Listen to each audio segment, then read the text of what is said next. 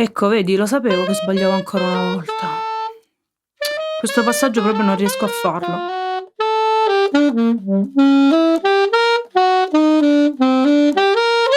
Sto sbagliando tutto come ieri, ma porca miseria. Oh. Ciao, sono Emanuela e di mestiere insegno alle persone a suonare sax e clarinetto, a suonare jazz e a improvvisare. Faccio lezioni online con corsi collettivi, ma anche lezioni one to one. Parliamo di commenti agli errori, ma arrivo subito dopo l'intro.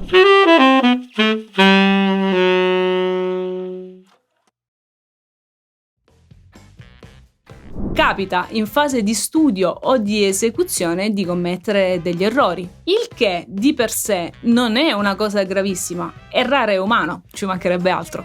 Il vero problema non è l'errore, ma i commenti che seguono quell'errore. Ma vediamo un attimo che cos'è effettivamente un errore, almeno per quanto riguarda la musica. Quando si sbaglia ci si allontana un pochettino dall'obiettivo che si era tracciato e quindi un pochino è come perdersi. C'è scritto per esempio un passaggio Do, Mi, Sol, Si, Re e quando vai a suonarlo suoni Do, Mi, Sol, La, Re. In questo caso hai suonato qualcosa che non era scritto sullo spartito e quindi risulta essere una variabile rispetto a quello che era scritto. Quindi non è un errore, ma solamente una variabile. La variabile in sé non ha nulla di sbagliato, solo che non è quello che c'è scritto sullo spartito e che devi suonare. Se sullo spartito c'è scritto Do, Mi, Sol, Si, Re e in fase di esecuzione suoni Do, Mi, Sol, La, Re, ovviamente è una variabile rispetto a quello che c'è scritto e quindi teoricamente un errore. È come perdersi un pochino per strada e in questo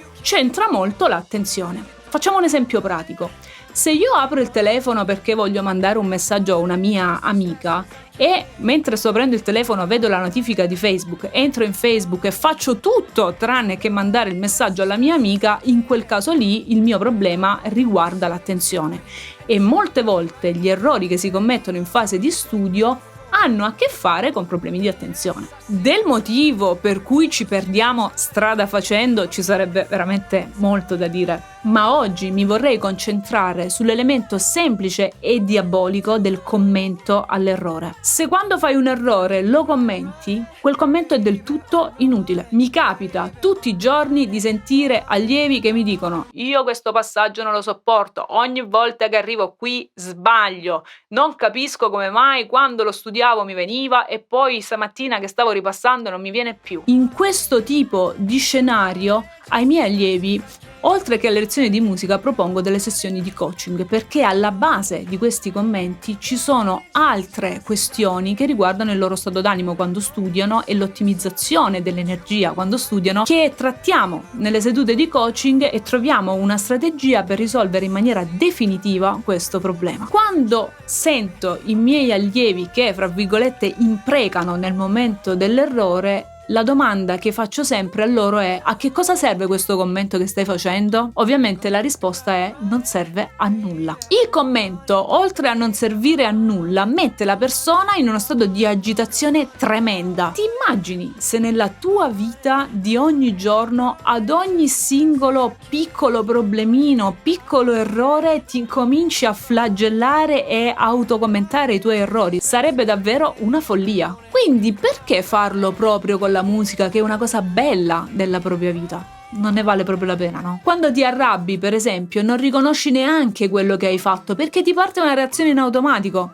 E questa è una cosa molto brutta perché a volte si vorrebbe tornare indietro per cambiare un po' il copione. Ed è qui il nodo cruciale. Non sapere cosa si è sbagliato è un problemone. Come ho detto spesso, l'errore andrebbe visto come un alleato, una possibilità di crescita, di miglioramento e non motivo per flagellarsi e autocommiserarsi o ancora peggio arrabbiarsi con se stessi. Nelle sedute di coaching ripeto spesso ai miei clienti che l'errore è un alleato, è un motivo di miglioramento, di aggiustamento della rotta e non motivo di flagellarsi, autocommentarsi gli errori e arrabbiarsi con se stessi. E questa consapevolezza fa tanto la differenza. L'errore agita, destabilizza e mette all'angolo se non sai cosa hai sbagliato. Vediamo quindi 3 punti che ti potrebbero aiutare a comprendere e gestire la situazione. Se non ti sei ancora iscritto al canale, fallo al più presto, lasciami un like o un commento perché l'algoritmo di YouTube è veramente pigro e bisogna punzecchiarlo un po'. 1. Distinguere l'errore di attenzione dall'errore strutturale. L'errore di attenzione è un errore molto comune. Mentre sto studiando, mentre sto suonando e comincio a pensare alla bolletta che mi scade, al vicino di casa che mi ha detto quella cosa lì, e quindi il mio focus non è più su quello che sto facendo ma su un'altra cosa.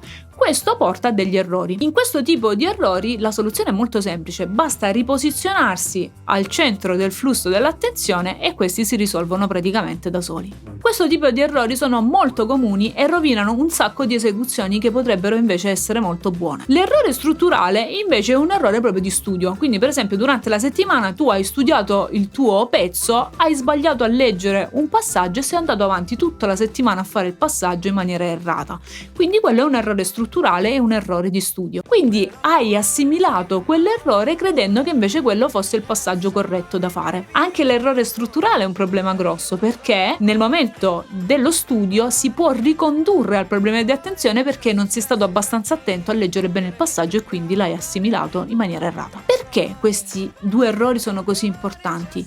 Perché destabilizzano completamente la tua resa sullo strumento. Sbagliare, commentare ed andare avanti senza comprendere quale strategia utilizzare per essere più consapevoli del momento dell'errore e della reazione all'errore. Non giudicarsi negativamente. Il giudizio attiva in modo conscio ed inconscio irrigidimento, nervosismo e perdita del focus. Quindi settimane, mesi, anni persi, più brutte sensazioni nello studio, non ne vale proprio la pena. Sono certa che con la consapevolezza su questi 3 punti la tua pratica strumentale di studio della musica possa sicuramente migliorare. Ricondividi il video con i tuoi amici musicisti e io ti do appuntamento alla prossima. Ciao ciao!